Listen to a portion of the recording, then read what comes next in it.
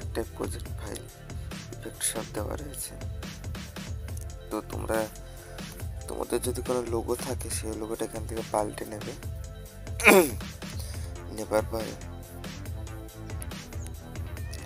নিচের দিকে চলে আসবেন, যেখানে ছবি আছে সেখানে ছবিগুলো এখানে মিডিয়া ফিল কম্প্রেশন মিডিয়াতে হাত দিয়ে এখান থেকে ছবি পাল্টে নেবে।